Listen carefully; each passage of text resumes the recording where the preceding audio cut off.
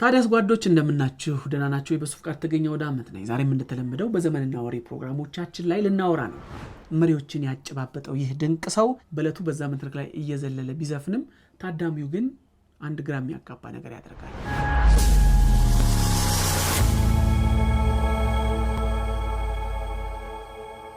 እንግዲህ ክቡራትና ክቡራን ተመልካች አድማጮቻችን እንዴት ናችሁልን? አሁንም በድጋሚ ዛሬ ቦብ ማርሌን ነው የምናነሳው። በእርግጥም ዓለምን ያስደመመና ዘወትር በሬጌና አፍቆት ለሚኳትን አድናቂዎቹና ተከታዮቹ የምንጊዜ ምርጥ ነው ይሉታል።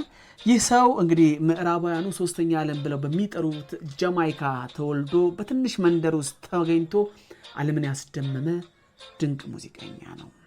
በሬጌ ስልተምት 6 የምንጊዜ ምርጥ ዘመን አልበሞችን አሳትሟል። አልበሙ ዓለምን ንጧል። የመቶ ዓመቱ ምርጥ አልበም ተብሎ የተንቆለጳጰሰ ድንቅ ሰው ነው ቦብ ማርሌ። እንግዲህ አሳታሚው ኤክሶደስ አልበምን በሮሊንግ ስቶን ማጋዚን የመቶ ዓመቱ አልበም ማዕረግም ተችሮለታል።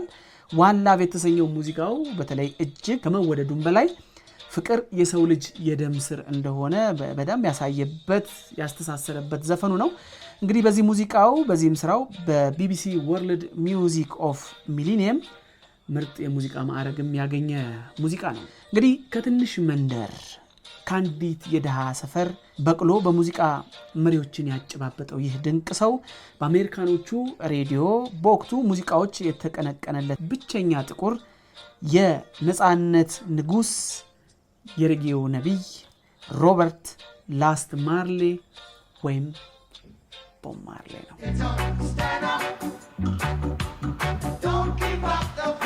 እንግዲህ በ1970ዎቹ መጀመሪያ በኢትዮጵያ ምድር የጨፈገገ አየር ግራ የተጋባ ማህበረሰብ የሚታይበት እንግዲሁም ሀገሪቷ ከዘውዳዊ አገዛዝ ራሷን ነፃ አውጥታለች ብለው በሚያምኑ አብዮተኞች ሀገር ለመምራት የተረከቡበት ጊዜ ነበር። እንግዲህ 1970ዎቹ ማለት ነው።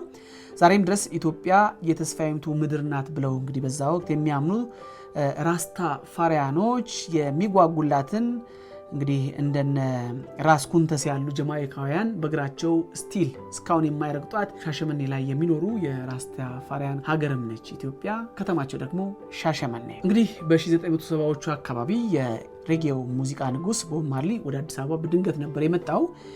እንደመጣም በወቅቱ ዝነኛ ማረፊያ ከነበረው ጊዮን ሆቴል አርፎ ኖሮ ራሱን ለማዝናናት ከመዋኛ ገንዳ ውስጥ እየተዝናና ያለ አንድ ነገር ይከሰታል። እንግዲህ እዚህ ጋር ነው አስገራሚው ነገር የሚጀምረው። በዚያ ቅጽበት እንግዲህ ከወደ አዳራሽ ውስጥ በሚያምር ቅላጼ የራሱን ሙዚቃ ሲጫወት ይሰማል። ኖመን ኖክ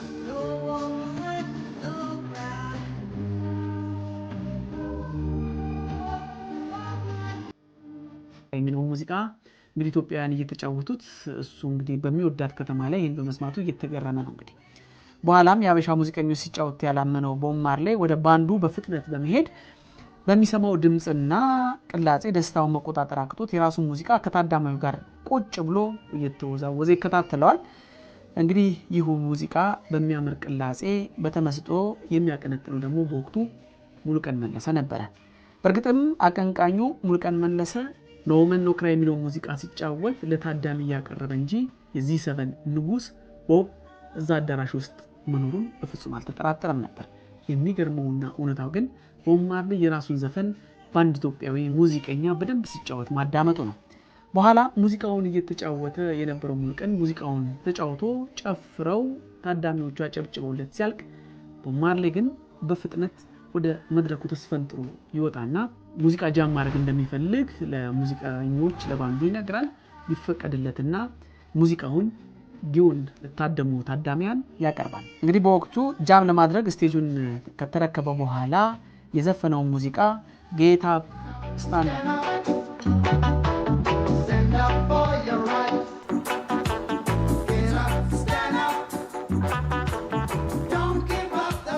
በእለቱ በዛ መድረክ ላይ እየዘለለ ቢዘፍንም ታዳሚው ግን አንድ ግራ የሚያጋባ ነገር ያደርጋል።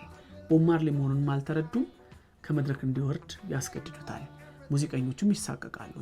ቦብ ማርሌም ግን ሙዚቃውን እንደምንም ከጨረሰ በኋላ በዚህ ሳይከፋ ወደ ባክ ስቴጅ በመሄድ ከነ ሙሉቀን መለሰ ጋር ከነ ኩኩ ሰብስቤና ከባንዱ አባላት ጋር ፎቶ በመነሳት እነሱም ስላገኙ በጣም ደስ ብሏቸው በተመልካቾቹ ቢያዝኑም እሱ እዛ መጥቶ ሙዚቃውን በመጫወቱና በወቅቱም በጣም ዝነኛ ስለነበረ እሱ እዛ በመገኘቱ በጣም ተገርመው ፎቶ በመነሳትና እንደዚሁ ደግሞ አድናቆታቸውን እንደገለጹለት በአንድ ወቅት ኩኩ ሰብስቤ በአንድ ቃለ መጠይቅ ላይ ስትናገር ሰምተናል። በኋላም ቦብ ማርሌ እጅግ በጣም ተገርሞ ሙዚቀኞቹን አድንቆ ከሙሉቀን መለሰ ጋር ግን ረጅም ቀጠሮ በመያዝና አብረው በጋራ አንድ አልበም ለመስራት ይስማማሉ።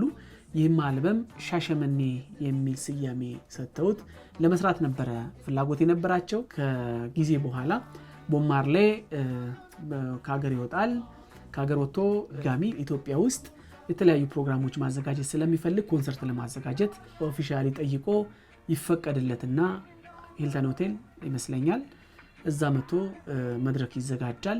በጣም አስገራሚና አስደናቂ። በሁለተኛ ዙርም እንግዲህ ያኔ ሙዚቀኛው እሱ እንደሆነ በሙዚቃው ተዝናንቷል። ግን ቦብ ማርሌ እዛ እንደነበር ያላወቁ ኢትዮጵያውያን አሁንም ደግሞ እዚህ ላይ ሊሳተፉ እንዳልቻሉ ነው መረጃዎች የሚጠቁሙት። በኋላ ወደ 80 ሰዎች ብቻ እንደነበረ ሙዚቃው ላይ የተሳተፉት ነው የተገለጸው።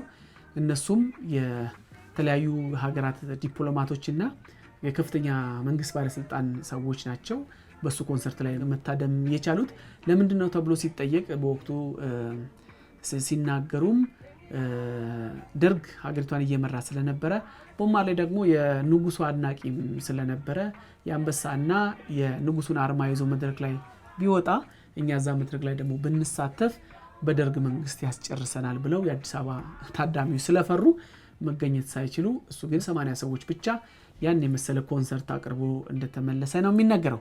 ሌላው ደግሞ ከሙሉቀን መለሰ ጋር እንግዲህ አልበም እንሰራለን ብለው ጀምረው የተነጋገሩ ቢሆንም በኋላ ሻሸመኔ ላይ ቦብ ማርሌ እግር ኳስ ሲጫወት እግሩ ላይ ትንሽ ጉዳት ያጋጥመው ስለነበረ ያ እግሩ ላይ ያጋጠመው ጉዳት እያደገ ሄዶ ወደ ካንሰርነት ተለውጦ ስለነበረ በዛ አጋጣሚ በቃ ተለማምደው አብረው መስራት ባለመቻላቸው ቦብ ማርሌም ህመም በጣም እያስቸገረው ስለነበረ የሁለቱ ሙዚቀኞች ጥምረት ሳይሳካ እንደቀረ ነው የሚገኘው።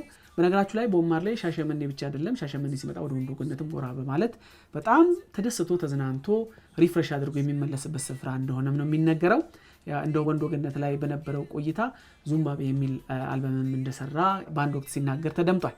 የኋላ ቦብ ማርሌ በጣም ተቸግሮ ታሞ እንዲሁ ጉዳት አጋጥሞት ስለነበረ ወደ ካንሰርነት ተቀይሮበት ከሀገር ውስጥ ሲታከም ቆይቶ ኢትዮጵያ ጋር የነበረውን ቁርኝት በጣም በስፋት እንግዲህ አገናኛለሁ ራሴም ከኢትዮጵያዊነት ጋር አስተሳስራለሁ ብሎ በማሰቡ ኢቭን ሲሞት ኢትዮጵያ ውስጥ እንዲቀበር ሁሉ ኑዛዜ እንዲደረግለት ጠይቆ ነበረ።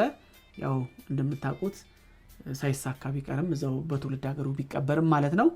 ሌላው በጣም አስገራሚው የቦብ ማርሌ ነገር ምንድነው? ቦብ ማርሌ ኢትዮጵያ ከመጣ በኋላ ሀገራችን ለመዝናናት ብቻም ሳይሆን ሀገራችን ጋር ያለውን ቁርኝነት በኢትዮጵያ ኦርቶዶክስ ተዋህዶ እምነት ተከታይም በመሆን በአቡነ ይስሐቅ በኩል ክርስትና ተጠምቆ ብርሃነ መስቀል የሚል ክርስትና ስምም ይዞ በ36 ዓመቱ እንዳረፈ ነው የሚነገረው።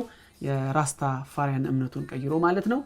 ስለዚህ ቦብ ማርሌ እና ኢትዮጵያ የሚያስተሳስራቸው በርከት ያሉ ነገር ቢኖሩም እነዚህ ከብዙ ጥቂቶቹ ናቸው። ለዛሬ እንደው ለቅምሻ ይዤላችሁ የቀረብኩት። ከወደዳችሁት ላይክ፣ ሼር፣ ኮሜንት እና ሰብስክራይብ እንድታደርጉ ጠይቃለሁኝ። ቦብ ማርሌ ሙዚቃን እንደው ነቅነቅ እያልን እንጫወት በመጋበዝ ቡም ሻካላካ ነው የሚለው። ተሰነባበትኩኝ።